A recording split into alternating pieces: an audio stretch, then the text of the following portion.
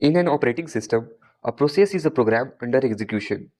Similarly, in system Verilog, a process or thread is a block of code that execute independently. Every begin-end block can act as a separate process. And if you don't use begin-end, each statement itself becomes a separate process.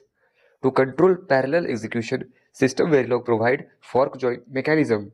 In fork join, all processes start at the same time, and the join waits until every process completes. So, if three processes take 10, 15, and 20 nanoseconds, fork join completes only after 20 nanoseconds. This is a blocking behavior and is commonly used when all parallel tasks must finish before moving ahead. Next, fork join any.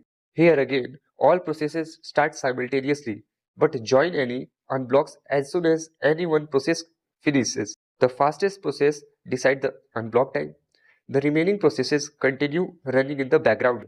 This is extremely useful in timeouts, race condition, and early exit scenarios. Now, fork join none. In join none, all processes start simultaneously, but the parent process does not wait at all. Execution continues immediately. This is a non-blocking construct and is heavily used for background activities, monitors, and parallel stimulus generation.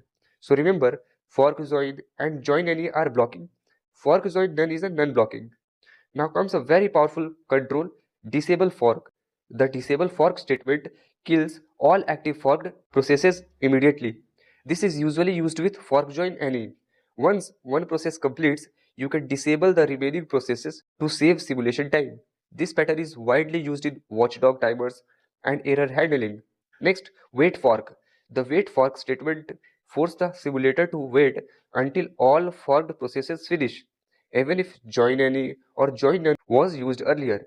Without wait fork, execution continues immediately. With wait fork, execution resumes only after all child processes completes. This gives you precise control over synchronization.